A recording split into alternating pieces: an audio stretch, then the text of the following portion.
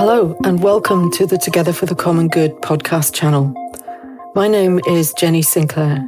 I'm the founder and director of the UK Christian charity Together for the Common Good. And this is a podcast where we explore what the common good means in practice and how it can help us work towards civic and spiritual renewal.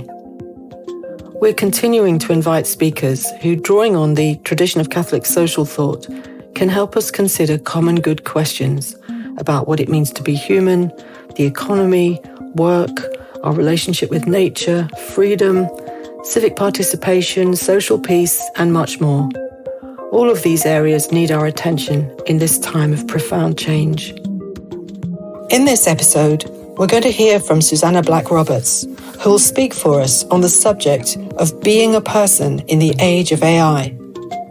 This is a time where opinion is dramatically divided. Some fear the worst, while others sense possibilities for restoration. The stakes are high, and so it's a time to speak honestly, listen courageously, and act constructively. Serious questions lie before us. How can we restore our common life? And with the advance of artificial intelligence, how can we stay human? AI can no longer be seen as a specialist interest. It affects us all. This is a new time, and the crisis is real. We at Together for the Common Good recognise that the hyper-liberal philosophy of our collapsing era has failed in economic, social, and moral terms. On top of this, the impact of the new digital industrial revolution brings a whole new set of challenges. The need for Christian wisdom to help us read the signs of the times could not be more pressing.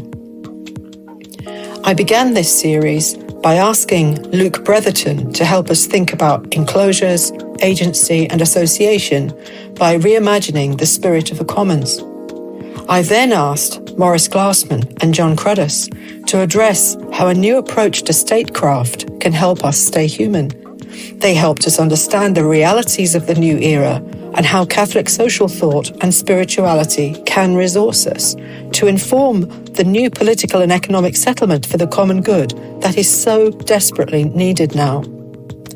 You can find recordings and texts of the whole series at t4cg.substack.com. Now we turn to what it means to be human in terms of personhood.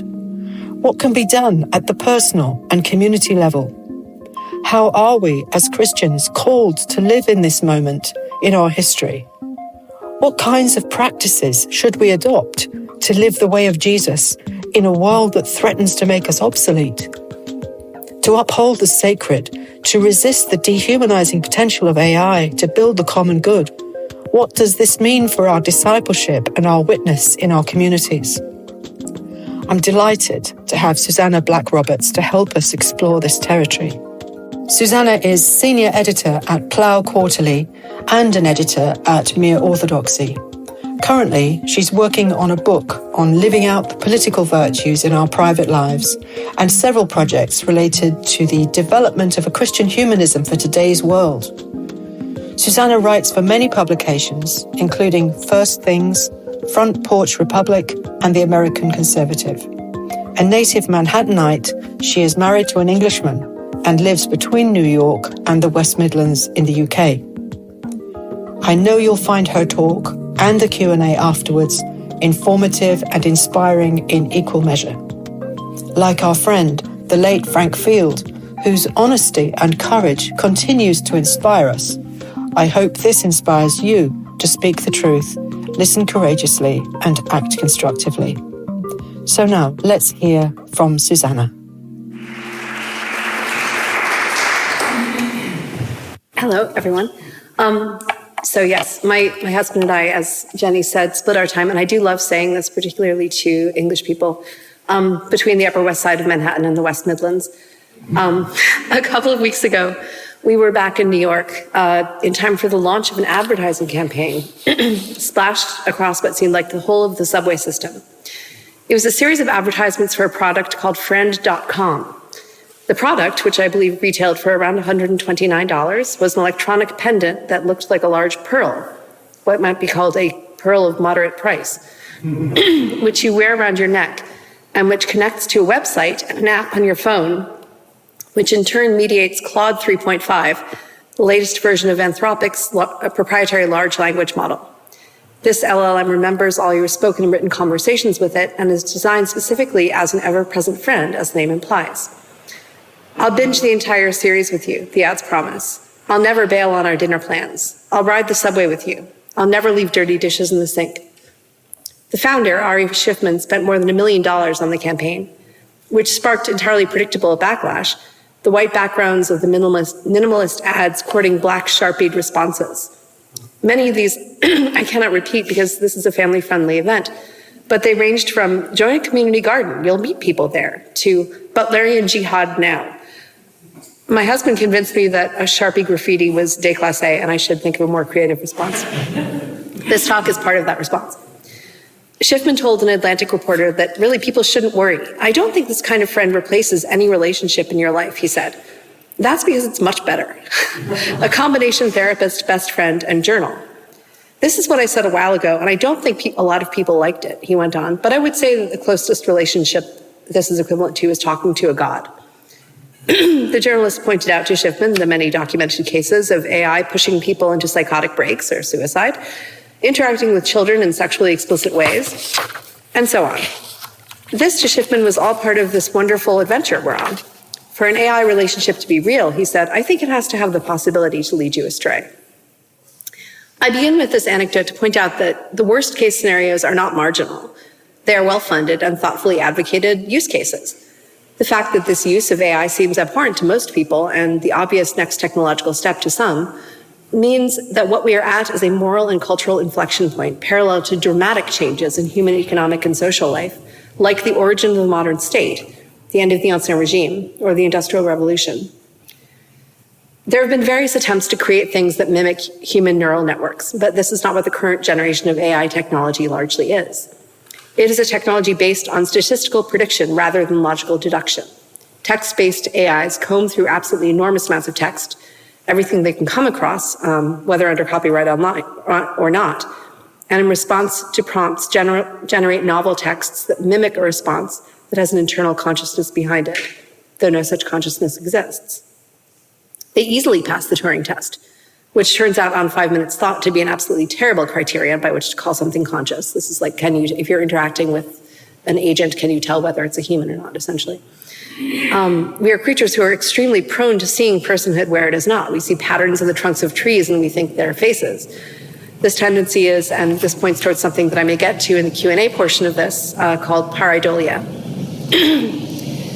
This text-based predictive mimicking of personhood is what is behind the social use of AI, which I described above. It's around 3 years old at this point.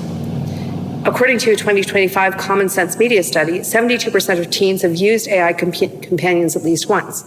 Over half use these platforms at least a few times a month.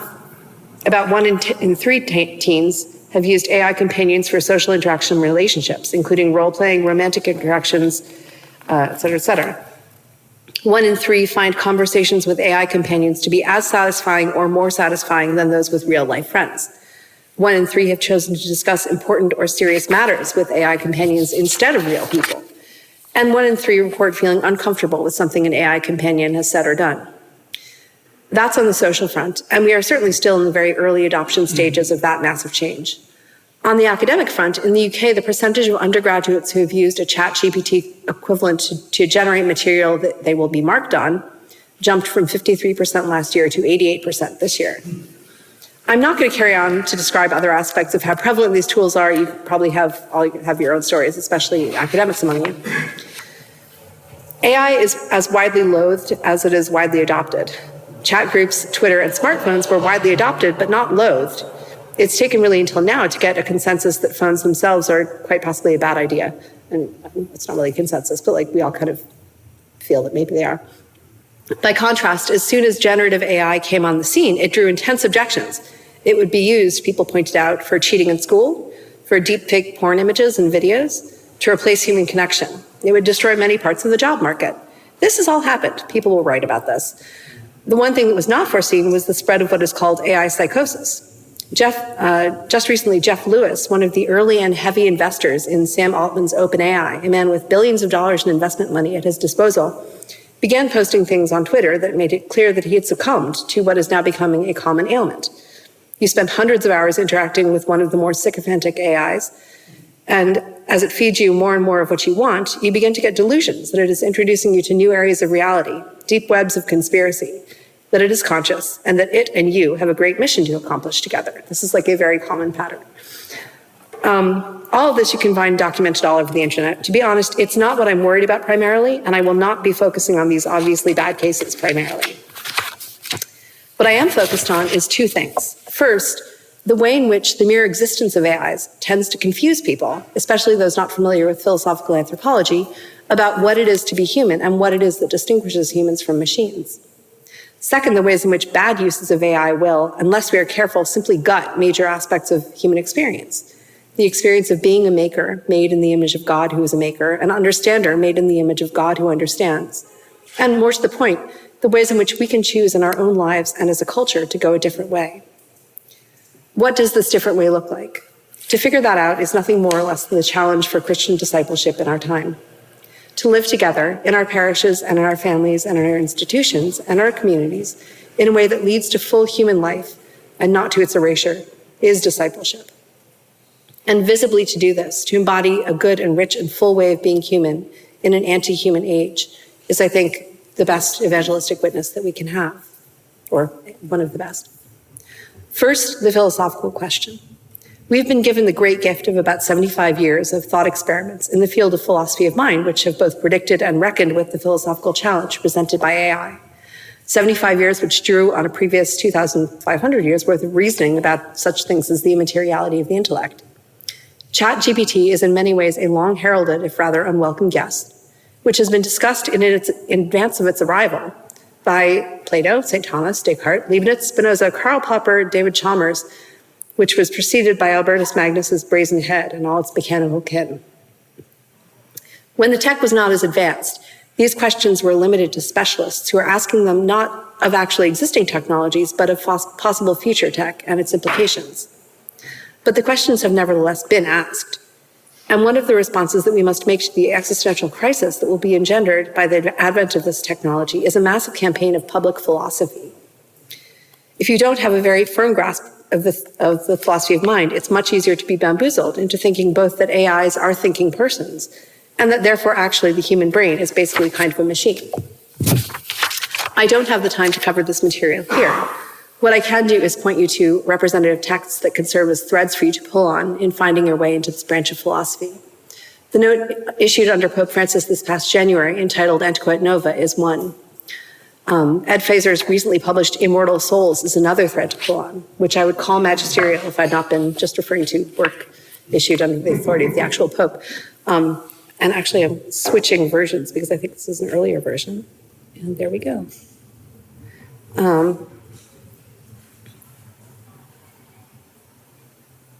Okay, there we go. Actually, I can just use this.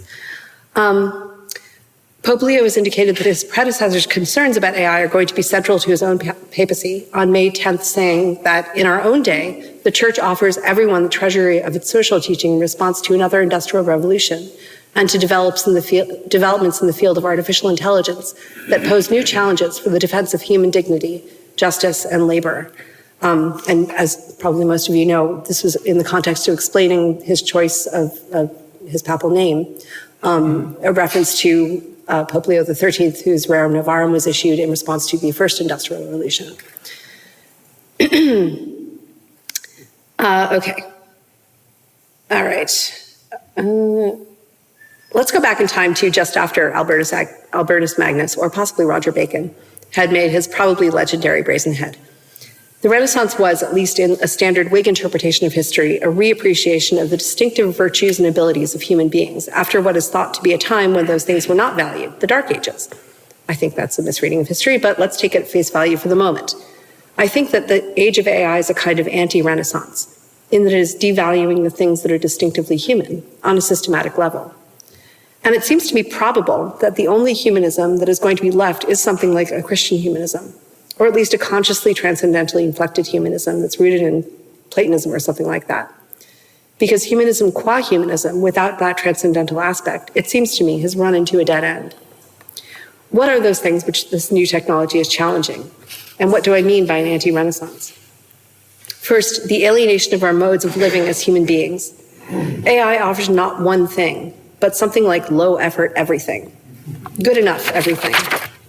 Just enough of everything to scratch the itch. It makes you feel less lonely, less bored. It makes you feel like you've made a piece of art when you prompt it to generate an image. It makes you feel like you've made an argument or understood one when you ask it to generate text or to summarize someone else's text. If you use it for porn, it makes you feel like you've had sex, sort of. And if you are not familiar with actual human life, you might be fooled into thinking that you have indeed been living. So much for how we live. AI also challenges our understanding of who we are. In the past, we have often understood humans as those who participate in logos, who are bearers of words, who can write creatively, who can analyze and think rationally, who can make art, who can relate to each other interpersonally on an I-thou basis. All of these are things that AI can imitate. It can't do them. It is not reasoning, it's not feeling or thinking, but it is imitating those things that are characteristically human, that are human virtues in the sense of human powers. Often in these talks, Jenny and her interlocutors discuss the futility of the modern project which posits that life can be lived without reference to God as incarnate in Christ, without being rooted in the larger story of what God is doing in history and the way of life he calls us to. The current problem, what we are tempted to do in this AI future, is not so much construct a life without God as construct a life without us. I think this is probably a natural outgrowth of the life without God experiment, although it took a couple of centuries to come to fruition. Inasmuch as we understand that the devil really hates humans a lot, it would be a kind of ideal endgame for him to have us think that we are unnecessary for our own lives, that humans are superfluous to requirements. The way many in the transhumanist and AI world speak, it does sound as though the proposition that they are putting forward is that we don't need humans to have everything that's worthwhile and valuable in the world. We can do without us. And frankly, that's a good thing, because humans, after all, are messy. We're incompetent. We're always lacking something. We keep needing to drink water, and then we have to pee. This only makes sense under what we might call the religion of technique. Under this worldview, what we should be doing is pursuing economic growth via efficient hacks. Economic growth, GDP growth, is one bad ultimate end goal, but there are others. The glory of a state, the fame of one's own name, being maximally cool. Any goal other than being a human being fully alive, following Jesus, and ultimately theosis. GDP is in our time the preferred goal, not, I think, so much because of the sin of greed, but because it is easy to measure. And up until now, human beings doing stuff that only humans can do, has been a necessary part of the machine. The machine has needed us in order to make the lines on the graphs go up. It's needed humans to build things and to make things that can be sold for money and to market them and also to buy them. But we may not need us for that now. And so do we need us at all? Well, what's the alternative? Am I saying that we should be Luddites? Is technique bad? Is economic growth bad? Is efficiency bad? How do we discern what such technology is good for and what it is not? I think Reverend Father Paul Tai, Victor Emmanuel Cardinal Fernandez, and the others who have drafted the papal note, Antiquate Nova, have pointed the way forward correctly here by focusing on human work, which Pope Leo obviously referred back to in his discussion of taking up his papal name. They write, the Christian tradition regards the gifts of intelligence as an essential aspect of how humans are created in the image of God. Starting from an integral vision of the human person and the biblical calling to till and keep the earth, the Church emphasizes that this gift of intelligence should be expressed through the responsible use of reason and technical abilities in the stewardship of the created world. The Church encourages the advancement of science, technology, the arts, and other forms of human endeavor, viewing them as part of the collaboration of men and women with God in perfecting the visible creation. This is the creation mandate.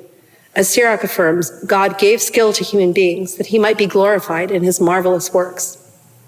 Human abilities and creativity come from God, and when used rightly, glorify God by reflecting his wisdom and goodness. In light of this, when we ask ourselves what it means to be human, we cannot exclude a consideration of our scientific and technological abilities. It is within this generally positive frame that the note goes on to examine and critique possible uses of AI. Is a given use of AI an actual help to human ability, or is it a thwarting of that ability? We must commit ourselves, the writers of the note go on to say, to make sure that AI always and only supports and promotes the supreme value of the dignity of every human being and the fullness of the human vocation. What then is the human vocation? That is the question that you should have at the back of your mind throughout the rest of this talk. Let me turn now to the question of intellectual life. A problem that many seem to be running into is that they've somehow gotten back to front about what the purpose of writing and reading are. One can see this in the proposal that some have made that while yes, students in a sixth form college might use ChatGPT to generate an essay on a section of Plato's Republic that they've been assigned, what's the problem with this? Why regard it as cheating? Why not just make the assignment, get me 2,500 words on the Republic, in whatever way seems best to you? This misunderstands what the point of this all is. Sixth form college teachers do not sit around going, man, I'm running low on 2,500 word essays by 16-year-olds on the concept of justice in the Republic. Like, I got to get some more of those. It is not pages full of words that on the idea of justice in the Republic that they are trying to make, but essayists. An essayist, a person who essays, who tries out ideas, not objects to be submitted as final projects in philosophy classes, but philosophers. I will have a lot to say later about the active life, about human action and the ways that we can preserve and appreciate its value. But one thing I want to say here is that this window into the beginning of the intellectual life is that the primary thing that ChatGPT cannot do is contemplate. There's a new website called magisterium.com, which has been constructed by a group of Catholics who are enthusiasts of this new technology. You can go there and ask an AI that's trained on all the documents on the Vatican website what the Catholic position on X or Y is. What is the problem with this? Isn't this just like looking up what an encyclical says? I don't think so. When we read human beings who've written in the past, what we're doing, even if things are written by committee, what we're doing is the thing that the body of Christ does, which is interact with each other in love. 3 of the spiritual works of mercy are to instruct the ignorant, admonish the sinner, and counsel the doubtful. C.S. Lewis does that. He continues to do that every time someone reads one of his books. But if an AI spins a patched together text in response to a prompt, no work of mercy is done. You may learn, but you are not being taught. And the relationship between learning and being taught is a sacred one. When we read people who have written in the past, we are joining our minds to theirs. When I read C.S. Lewis, he becomes my friend. He's not just giving information. He's giving something of himself in the books that he has made. That gift economy, extended through history, is one of the beauties of our faith. In every generation, we can read St. Augustine, St. Thomas, St. Basil the Great. We can write new things too and pass those on to the future. Jesus talks about this task specifically. Therefore, every scribe who has been trained for the kingdom of heaven is like the master of a house, who brings out of his treasure what is new and what is old. Back to economics. How do we understand what is going on here economically and socially? One thing I think is a crucial framework for understanding is what Luke Brotherton discussed in the first talk in this series, the enclosure movement. Beginning at around the time of the Reformation in England and continuing through the lead up to the Industrial Revolution, a series of new laws enclosed what was by English common law common land, where everyone who belonged to a community could go to graze their sheep and let their pigs forage, where they could go to gather wood and forage themselves. These were laws that, as far as those who took advantage of them, who were benefited by them, were concerned, had been established time out of mind. And very aggressively in the early modern period, those laws were changed. Laws were made that lifted those areas out of the commons and permitted some residents who had cash or political influence to buy or be granted that land as private property. Frequently what happened was that those lands were then leased back to the people who'd formerly had the right to use them. And also very frequently, the new landlords determined that they could make a lot more cash by keeping sheep on that land, asking the former tenants to go elsewhere just in time for there to be lots of jobs in factories. The process looks familiar, right? What you formerly used, how you formerly lived, in common and customary right, is taken away from you via some sort of legal, cultural, or technological change, repackaged as a product, and then sold back to you such that you now have to access cash in order to experience or do or have what you previously could experience or do or have cash-free. And that means you have to start selling something for cash, and that something is usually your labor. That happened first with men in the 17th and 18th centuries. It took until the 20th century for it to happen on the same scale with women. To be clear, I'm not arguing against women working outside the home. I'm arguing against anyone working outside the home, in the sense of being systematically kicked out of their own place and work and skill. I'm against the change from oikonomia, the ordering of the household and of productive labor and the goods necessary and commodious to life, becoming something that can be measured as an external number, becoming the economy, a line on a graph that is going up. What does this have to do with AI? I think that the line from the man who works for a wage to the household that is a site of consumption to the two income trap households to AI writing your novels for you is a direct one. A tweak that has happened recently is that the cost to you has often gone from being actual dollars to fragments of your attention. Those attention fragments are, in many transactions in the new economy, the primary products being sold. And they can only be sold if they're first, in some sense, enclosed, monetized. Your attention, as well as the whole of human written culture, is itself a commons that has been sold and sold off.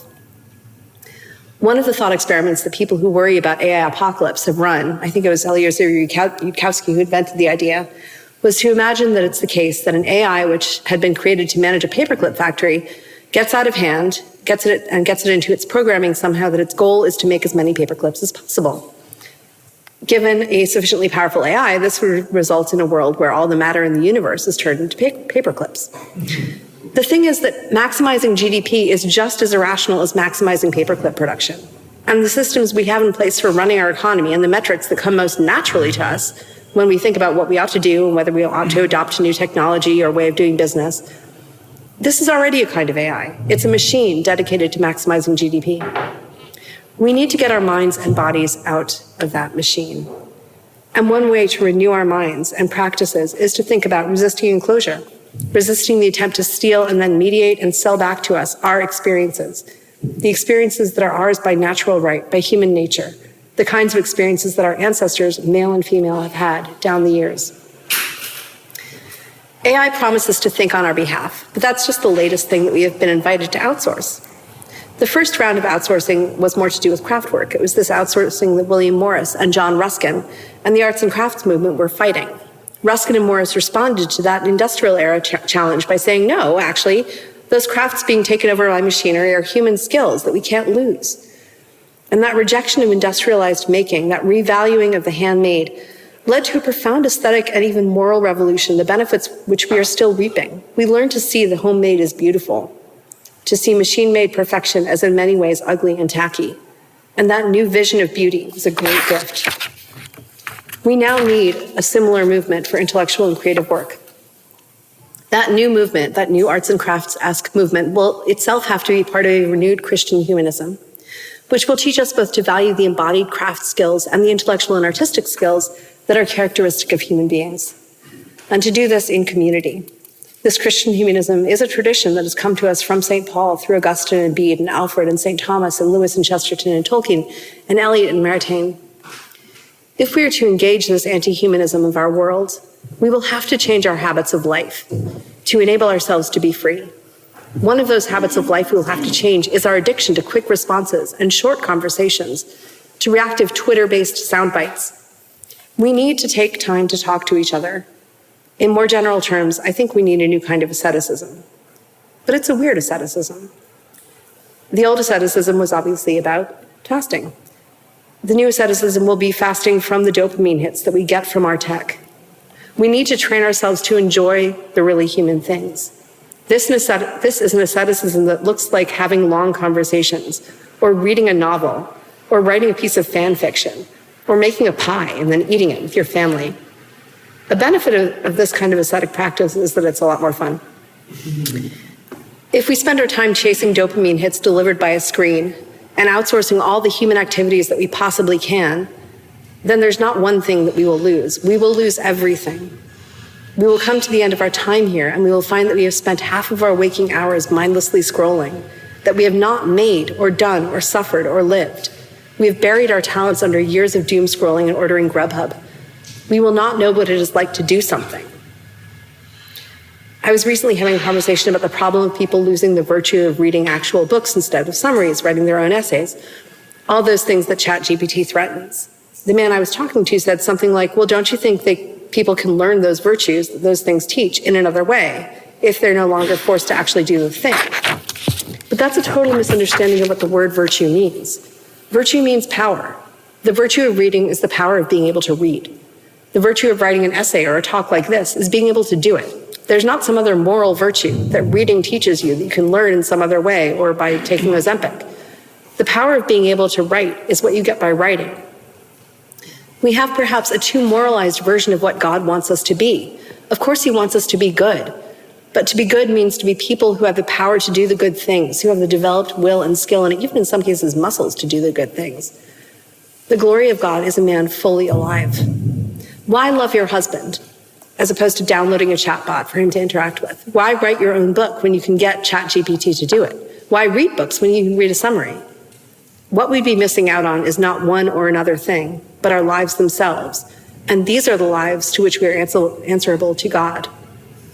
All of the things that we do ourselves, all of the interesting and difficult things, all of the temporal and spiritual acts of mercy, all of the virtues and powers and skills and freedoms we develop, all of the granny squares we crochet and meals we make and gardens we weed, all of the love and practical charity we show, all of the conversations that we have, all of the math proofs we work through, that is our treasure.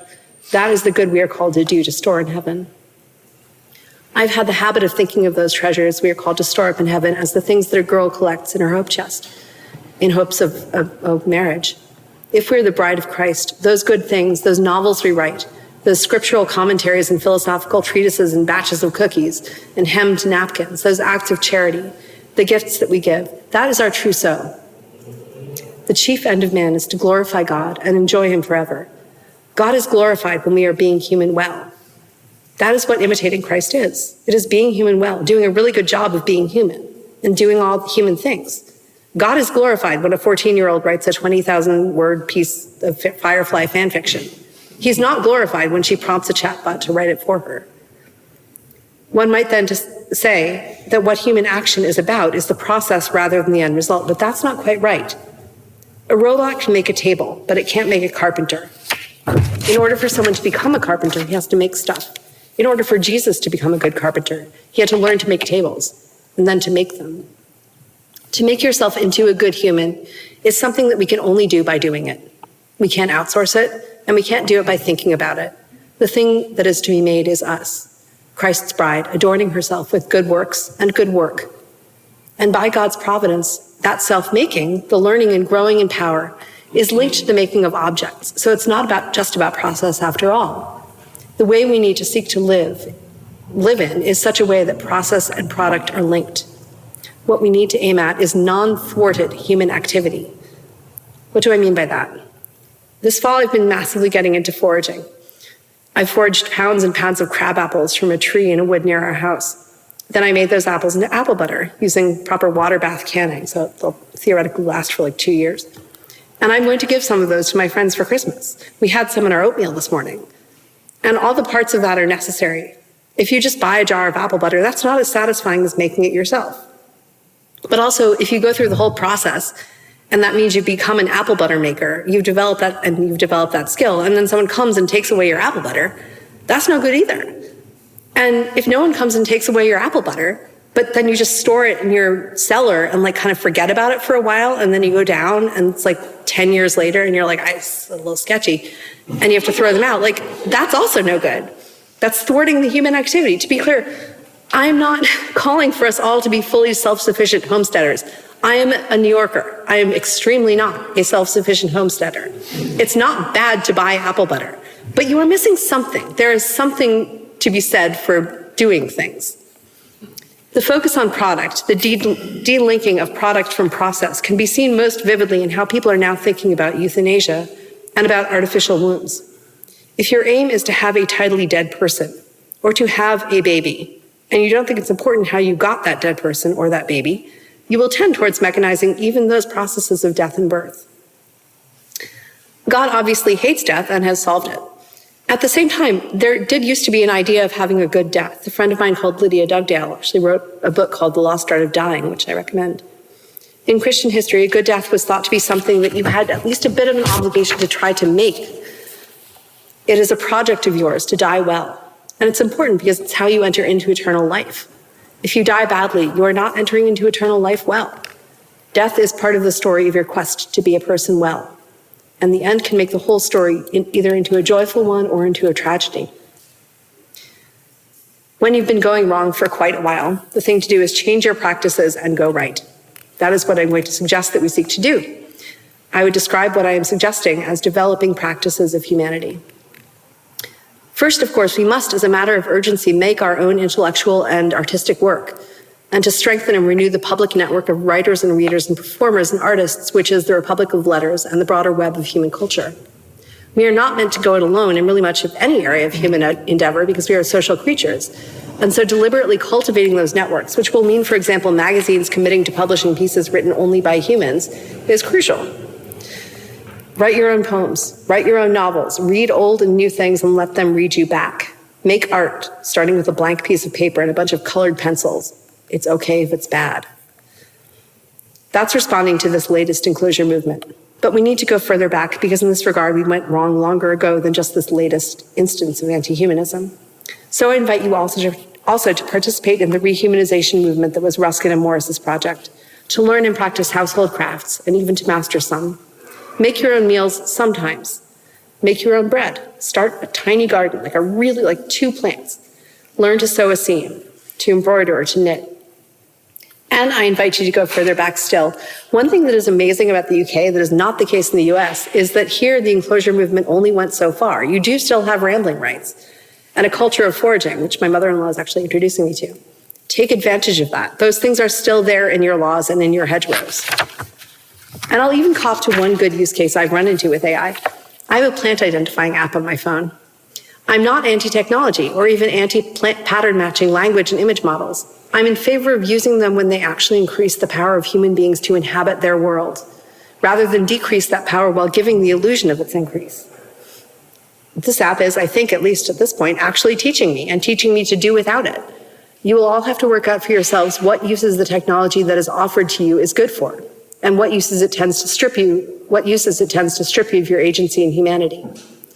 What I urge is that you throw yourself into living as human beings with other human beings in friendship and solidarity in ways that would make sense to your ancestors and which you can be relatively confident of passing on to your descendants. We don't need to wait for permission to do this. As the Twitter meme says, you can just do things. As the tagline of Plow goes, another life is possible. We can actually live in fully human ways. It can be discouraging to think about this. Our lives are going to be sucked out of human shape by these economic and technological forces that we can't control. But God is still in control. He's not surprised by any of this. Our time is part of the story of the church as she sojourns through history. God has put us in this time and in these particular places, wherever we are. If you want to know who the people are who you ought to love and be interested in and do projects with and serve and tease and ask for help, look around you. God meant for us to be here with these people, even if they annoy you and you think they have terrible opinions. This was not a mistake. It is not the case that we are not going to be able to live the lives that we should live because we're not in France in 1300. We are living the lives that we should be living, and it's our job to live them well, and we can still do it. So get on it. Start doing the human things in the place where you are. This is your discipleship. This is the family level and parish level and personal level task. Have a long conversation. Make dinner for your husband or your wife. Do a table reading of Twelfth Night with your friends to celebrate Twelfth Night.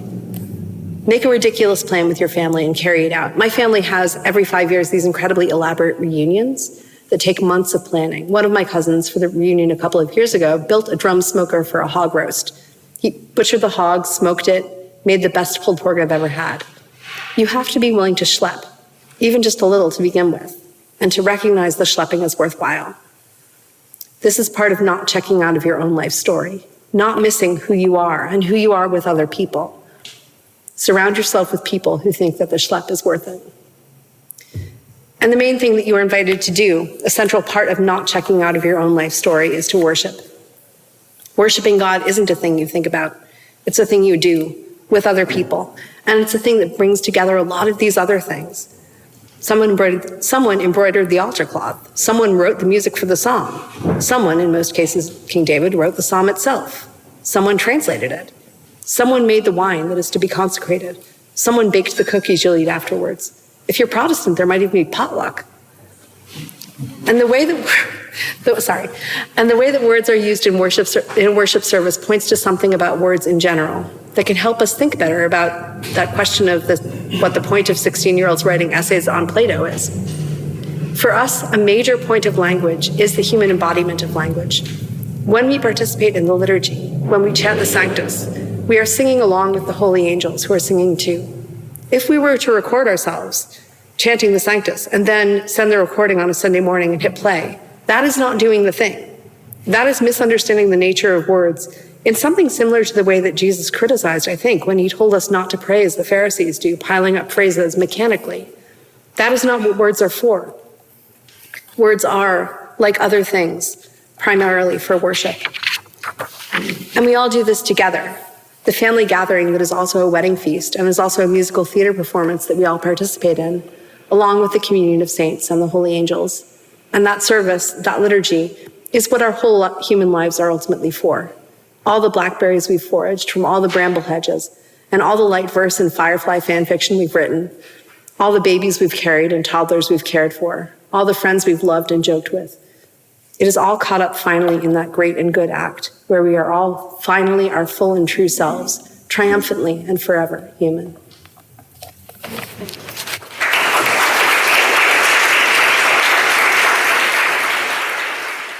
So we've got lots of questions that have come in, Susannah.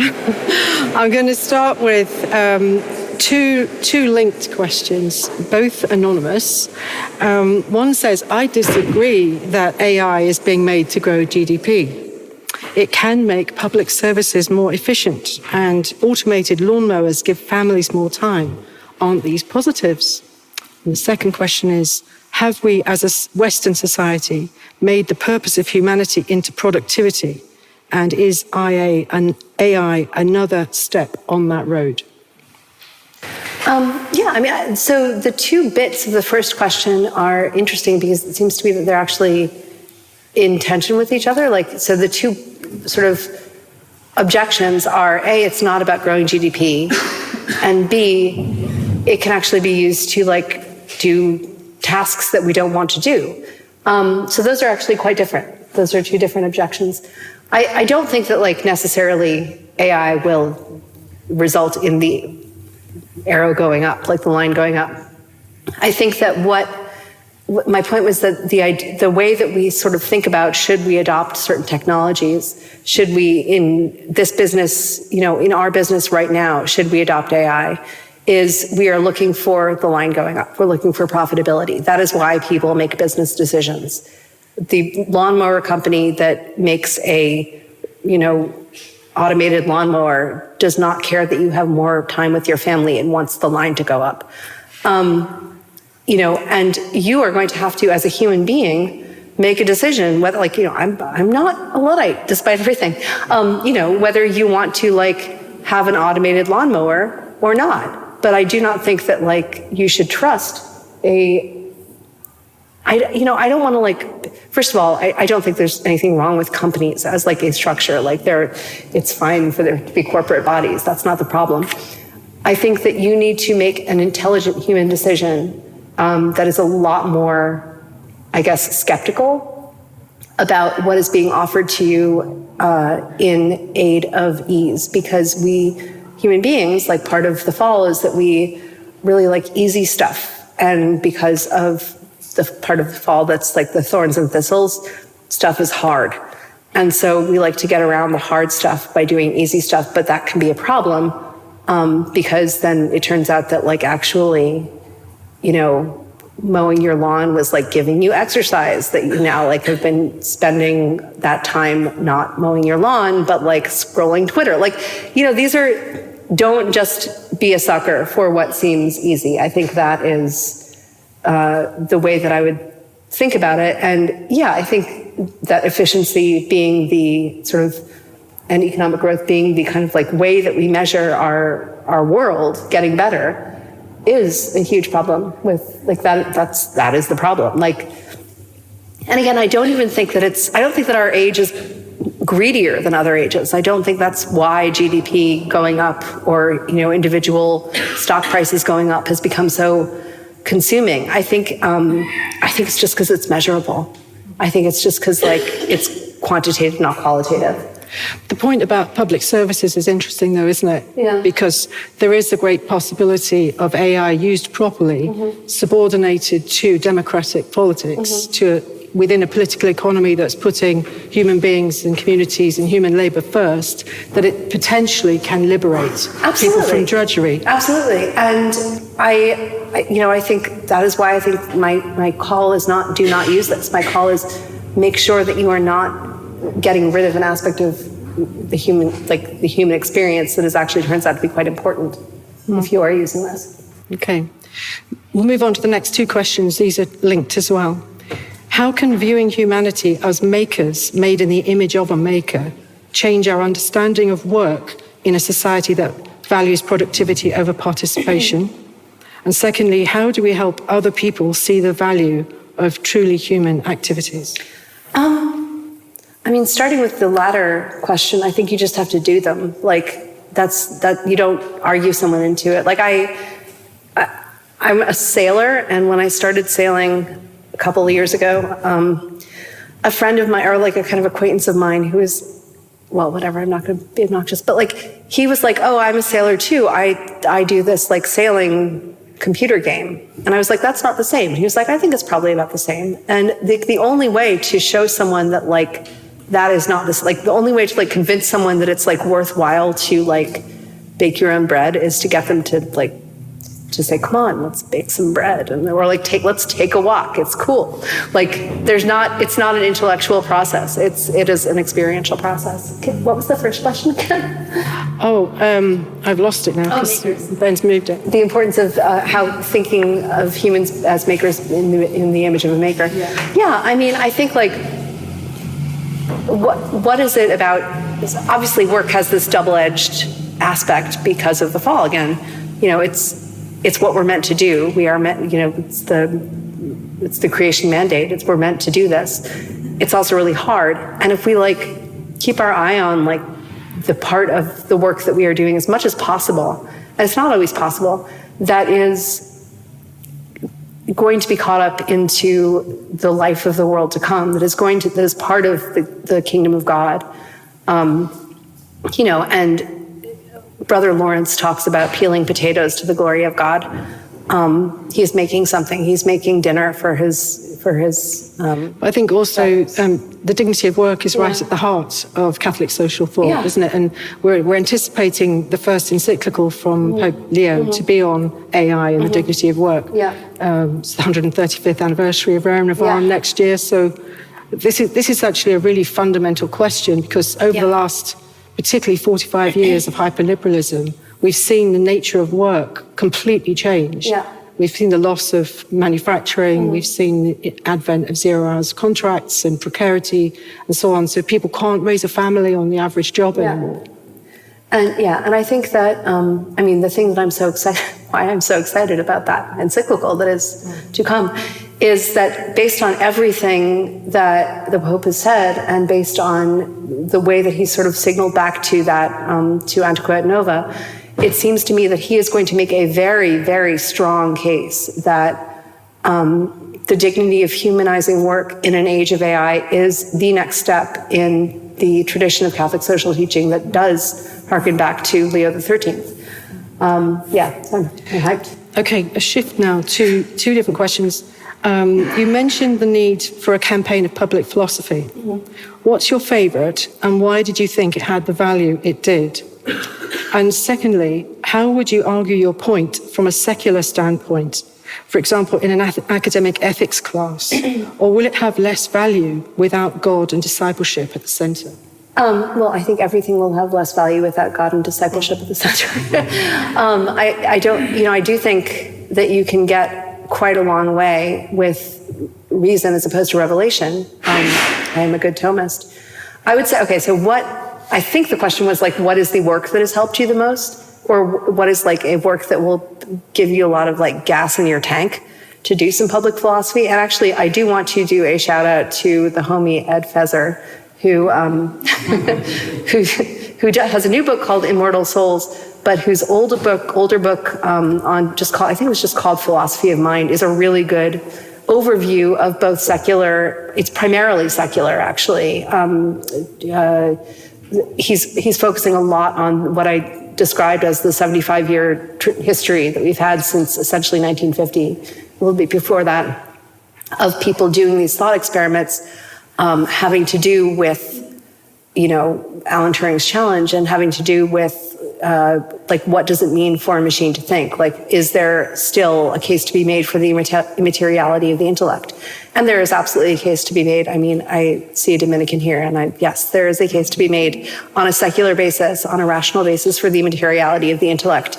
And many, many secular philosophers of mind are now, it is a kind of a boom, but it's also just been the whole time. You don't have to be a Christian to believe that there are such things as immaterial intellects. And given that there are such things, that might be important. I mean, maybe that's the second step. Just, it might be worth mentioning at this point for listeners that Radio Maria did a series on philosophy, and Father Toby's here tonight. So if you're interested in digging deeper into this kind of philosophy of mind, you just go to Radio Maria and find the series. Yeah. I do also have a bibliography that is at the back. This was like a very frivolous thing that I did right at the end of writing this talk, and it includes a bunch of philosophy of mind stuff and a bunch of AI stuff, and then a bunch of kind of diagnostic stuff, and then a bunch of novels that my friends have written. We will make that available with the recording. Okay, moving on to two more questions. Again, different shift now. David asks, what might a shared discipline of fasting from distraction and relearning slow communal living look like for congregations in neighborhoods? Secondly, from an anonymous questioner, how can rediscovering the ordinary sacraments of foraging, baking, and the Eucharist create a practical spirituality for the common good today? Those kind of both seem like beyond my pay grade. I do want to, first of all, I'm going to be a nerd and be like, okay, let's distinguish sacraments from sacramentals. There is the Eucharist is different than foraging and baking, as much as I love both of those. The second is, I think that the way to create a discipline of fasting from dopamine, even I hate that framework, honestly, because it's acting as though the act of the soul that we're talking about is a neurological thing primarily, which it's not. Anyway, the point being, you got to have dinner parties. That's the way to create a communal way method of fasting from distraction. Just have dinner parties. It's great.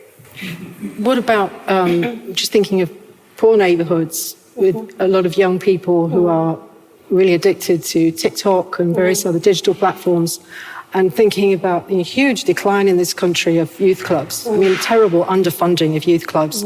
Young people, the stats show, are statistically far more lonely than the old.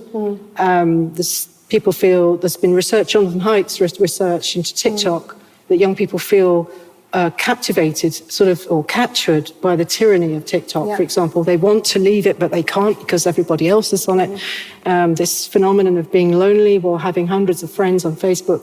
I'm just thinking about this, let's extend this metaphor of the reality of a dinner party to actually, how can we create spaces for young people through our churches in the neighborhood, bring people to create a space that would actually be together? Yeah. I mean, have a party for kids. I think this really, I don't know. Seriously, just do things. I don't think it's a question of let's make a big plan or make a big commitment. I think it's just a question of starting to do fun things. Yeah. Honestly. Okay. The next two questions. Francis asks, can we, without being seduced by its logic, make AI do the inane things that already take people away from what it is to be human, so that we can do good, difficult things? And a second anonymous question is, what paths forward have the potential to be convivial and not too injurious to our humanity without going Benedict option?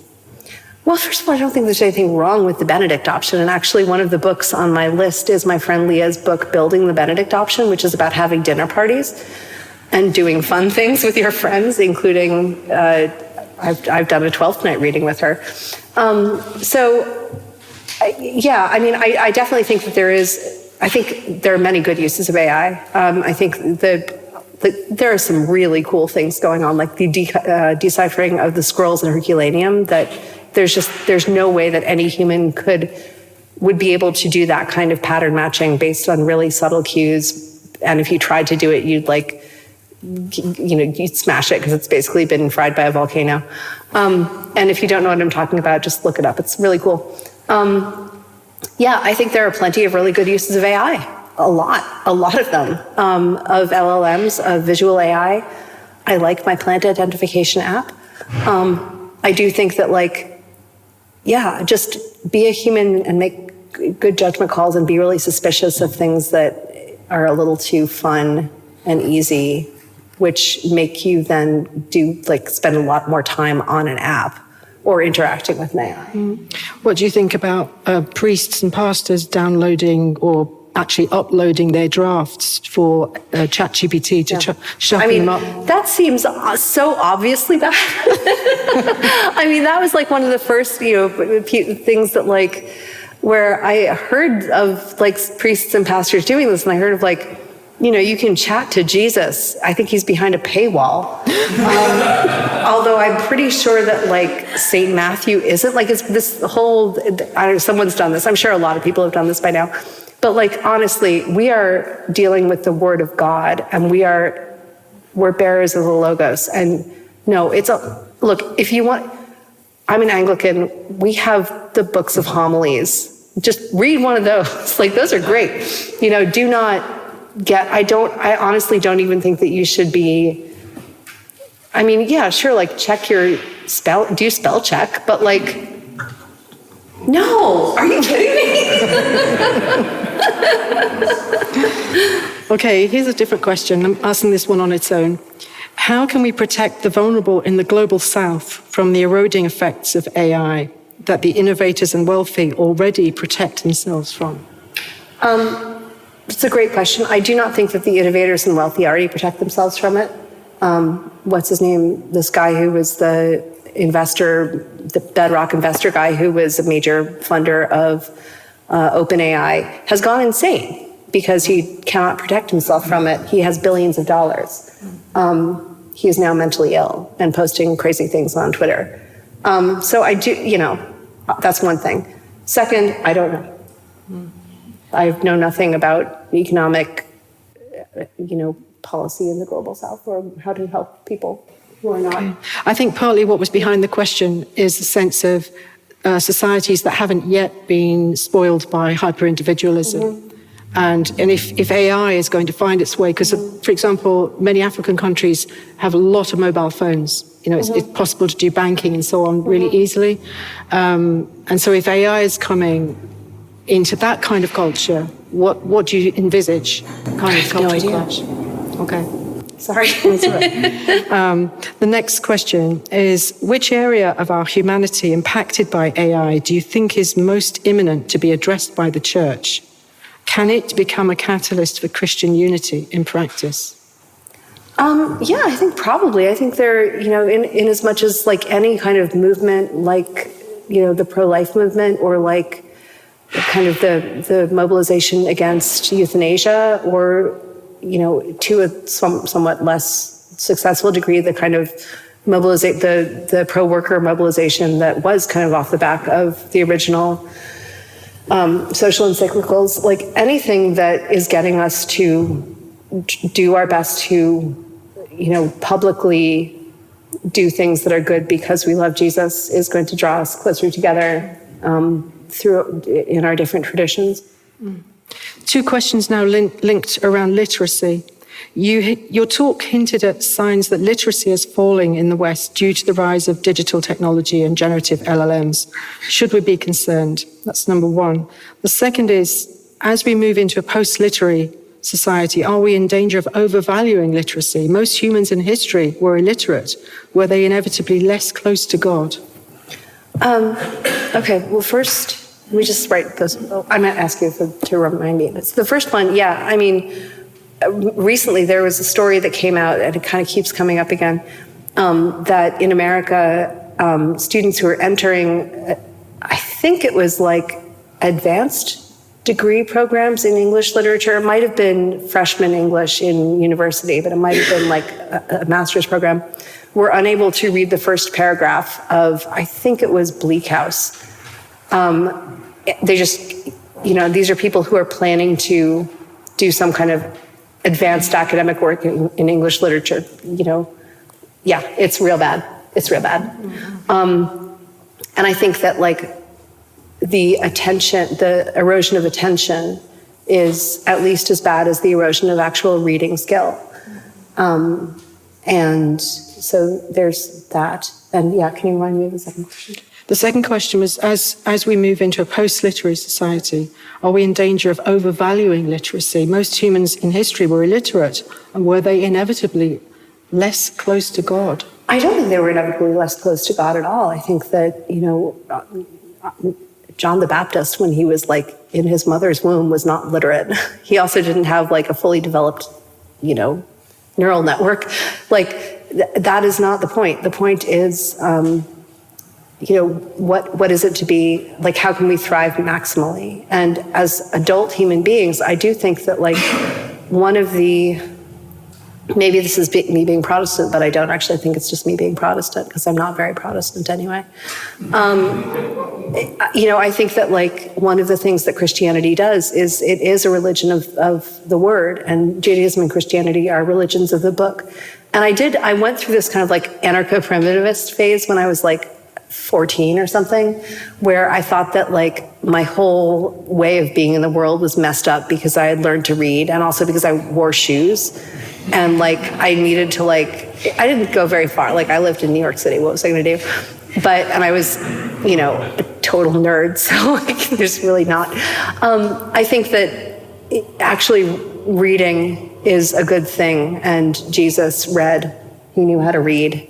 And it's not a bad thing to learn how to read. And that actually it's better to learn how to read than to not. I don't think that, it means that if you are illiterate, you are less close to God. But like, I also don't think that it means you're less close to God if you like only have one functioning leg, but it's better to have two of them. And I don't know, yeah. You've spoken about the virtues being power, haven't you? So I can remember when my son was 5 and he was being taught to read. It was an incredibly exciting moment for him. It gave him power, it gave him confidence. But also, I remember when I learned to read, I was unconscious of doing so, except that I really wanted my parents to read me stories all the time, all the time. And they couldn't do that all the time. And then so I figured out I could actually do it myself. That was great. But this is in the context of doing rather than consuming, isn't it? And just like shifting to, for example, having a baby, that experience of bearing a child for a long time and not outsourcing it. What's going on there? What's that journey of becoming? What's that about? I don't know. I've never given birth to a baby. Well, when you've talked to me a lot about how it's not about the product, it's about the process and what God wants us to become. And through this journey of making and doing rather than consuming, it's a very different posture. Yeah, I do actually think that it is both about the product and the process. And it's important to not de-link those. That's like a crucial thing, because if you go through the process of gestating a baby and then pushing it out, and then someone takes the baby away from you, that's bad. And also, if you grow the baby in an artificial womb and then you just sort of see the baby on special occasions, that's also bad. So this notion of the enclosure movement, which Luke started for us back in February, is really helpful for me. This understanding of the market taking that capacity for a human being and actually selling it back to us. Yeah. It's profoundly, it's almost demonic, actually. Yeah. Do you think? I think it's actually demonic. When I was listening, Luke's talk, which I think is available online, and you should I think it would be great if you could link to it. Yeah. I can remember, I think I told you this, after his talk, I felt like there were explosions going off in my brain. I was like, this is this is a piece of the puzzle that I was not sort of thinking about. And, I love Ruskin and Morris, and I should have realized that this, especially in terms of the use of kind of the use of in-copyright stuff is obviously illegal, or should be. So that's kind of off the table. I think the use of out-of-copyright text to scrape and then to regenerate, new kind of cut and pasted versions of something is very much, this is like so close to the enclosure movement that it's astonishing to me. It's like, oh, look what you just did. You just did another enclosure movement. That's not good. Let's not have that. Yeah, there's another question here referring to the enclosure movement. So how can the church promote new digital or social commons that support the poor and maintain human connection amidst the new enclosure movement? I don't know.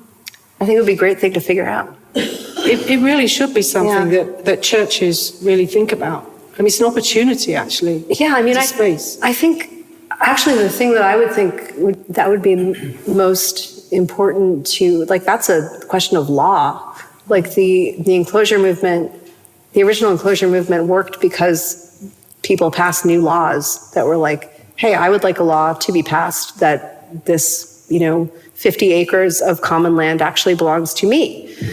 That would be, or that it is, public, or that it is now owned by the crown and then can be sold to inflate, sort of state revenue to me, and I happen to have cash and my neighbors don't. That's a question of law. And I think that obviously our courts and our jurisprudence, our legislators should be learning from their priests, but I don't know if they will. So shifting now to the idea of contemplation, the contemplative practices. How do prayer, contemplation, and silence, and I would add Shabbat or Sabbath, equip us to engage the technological world without being consumed by it? Yeah, so one thing you should do is just do a regular digital Sabbath. That is, I went off Twitter for Lent last year. I'm going to do it again. I should probably be off Twitter a lot more than I am. It's great. It's a lot less awful than you think it's going to be, and it's a lot easier. And then you just find that you have a lot more time to do other stuff.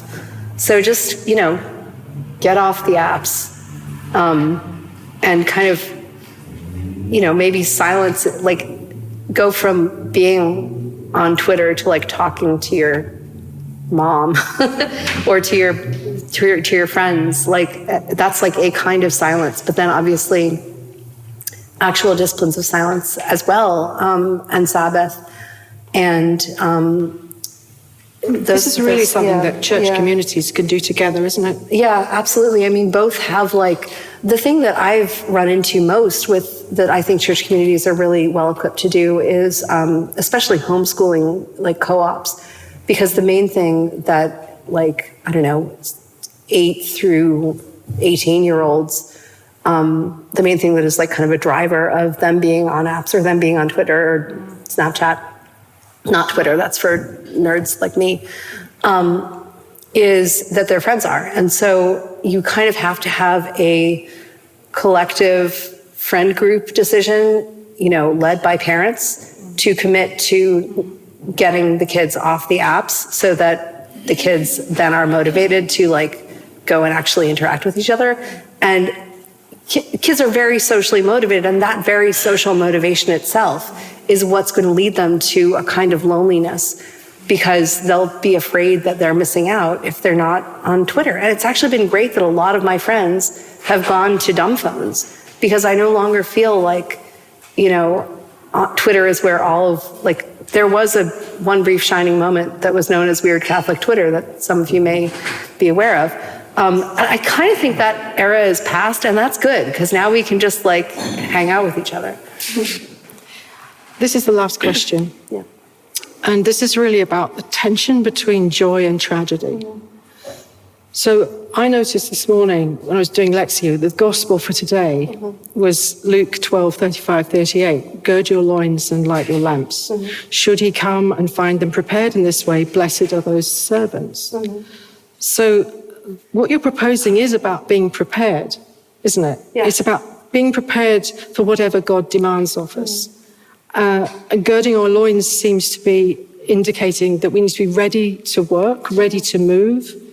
And lighting our lamps perhaps sort of is about a kind of vigilance, a readiness, in terms of, how are we going to be ready for what's coming? And we are in a time of unraveling. We're in a really difficult time of political and social volatility, and things are not going to get better soon. Yeah. And this is the difficulty that people find it very difficult to get their heads around. This is a tragic era. So how do you see that tension? Because your proposition to us is so joyful. It's all about fun and doing things together. And that's really, really true. It's creative. And at the same time, living with the tragic realities of our time. Yeah. I think there's plenty of tragedy to be found. Even there's a lot of injustice to be found in the fact that, we are kind of having to make choices. There's a lot of, burden of choice being given to us that I don't think we should be given. I don't think we should be given the option to have AI. I think that's actually an injustice to us. The only thing I can say is that, we don't live in a tragedy. We live in a comedy. And that, all I can do is invite you to live in that comedy.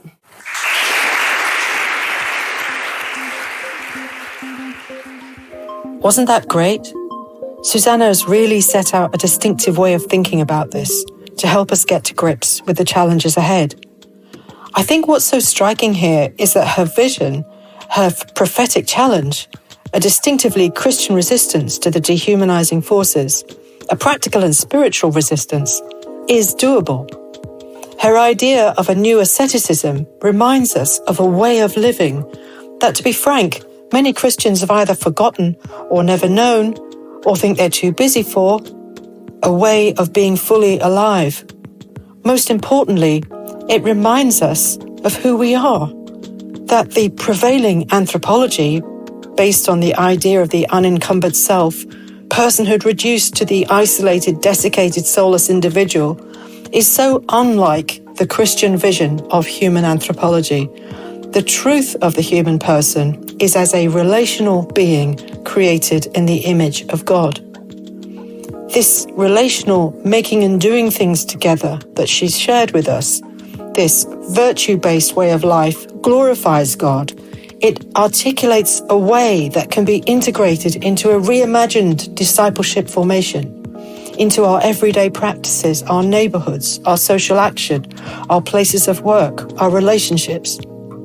But not only this, it doesn't mean rejecting AI. This way of thinking provides a foundation to engage with it. We mustn't be naive. We must grasp the implications of the AI revolution in political and social terms, the power dynamics, how it acts as a form of enclosure, how it attempts to steal, imitate, mediate, and sell back to us what is ours. I think this begins to reveal for us the deeper purpose of Christian witness in our time. I hope you might consider sharing this episode with others. Maybe discuss together what practical steps you can take. Thank you so much for listening to the Together for the Common Good podcast.